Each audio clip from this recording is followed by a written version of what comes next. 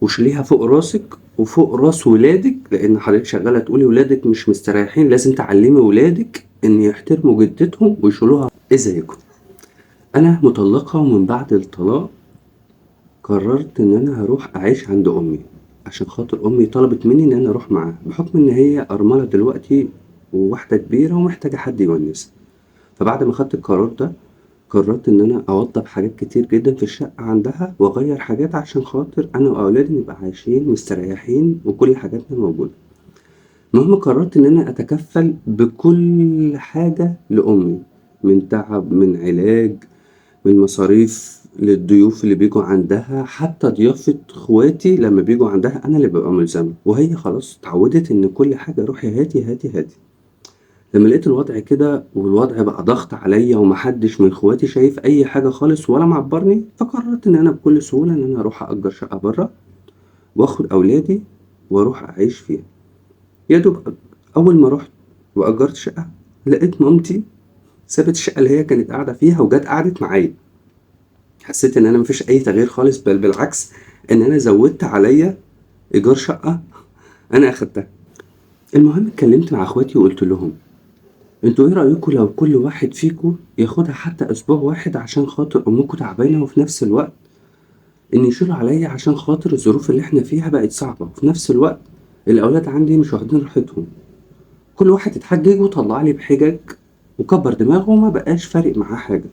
انا دلوقتي مش عارفة اتكلم مع مامتي واقول لها ان هي تساهم معايا حتى بالمعاش بتاعها عشان خاطر هي بتشيله وما بتساعدنيش منه بأي حاجة، ولا المفروض ان انا اعمل ايه؟ ارجع اعيش معاها تاني واستحمل وخلاص، ولا المفروض اعمل ايه؟ عشان خاطر انا بجد حاسة ان الضغط عندي بيزيد كل يوم، وانا مش واخدة راحتي في بيتي ولا الاولاد.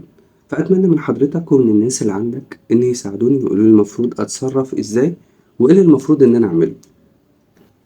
خليني في البداية أفكر حضرتك، لو حضرتك أول مرة تشوفني ما تنساش تتابعني وما تنساش تقول رأيك في الكومنتات وما تنساش تشارك الفيديو. خلينا في البداية نصلي على النبي صلى الله عليه وسلم. يعني لا حول ولا قوة إلا بالله العلي العظيم. الواحد لما بيلاقي الرسائل اللي بتبقى زي دي والله بتصعب عليه نفسه، اللي هو أنت بتفكر في النهاردة وما بتفكرش في بكرة. يعني والدتك ربنا يديها الصحة وطولة العمر هي موجودة معاكي دلوقتي، الله أعلم بكرة وبعده مين هيبقى موجود ومين مش هيبقى موجود. فمش عايزة تتحطي في قصة إن انتي بكرة وبعده هتندمي.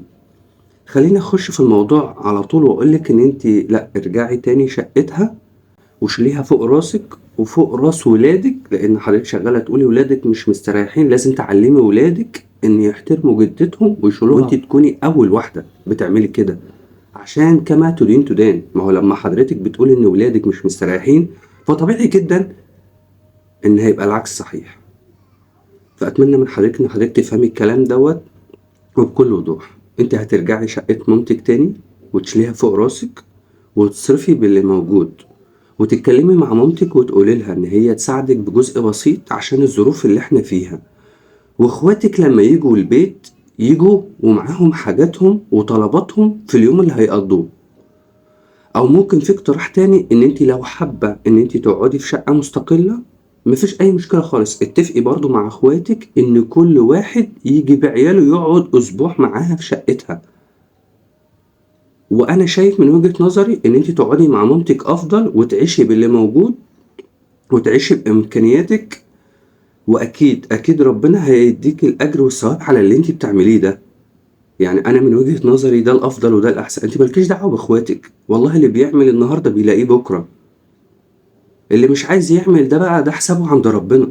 امك تشيليها فوق دماغك، واتمنى منك ان انت تعلمي ولادك يحترموا الاكبر منهم.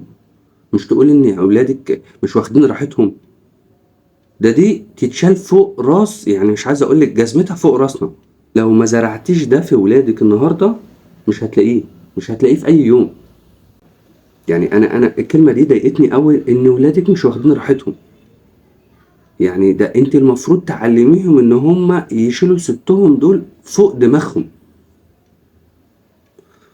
فالجزئية اللي انت بتتكلمي فيها ان انت ضغط بالنسبة للماديات، انت تصرفي على اللي موجود وعلى قدك، ولو انت محتاجة حاجة اقعدي مع مامتك واتكلمي معاها وخليها تساهم معاكي بجزء برضه عشان خاطر لو انت محتاجة حاجة.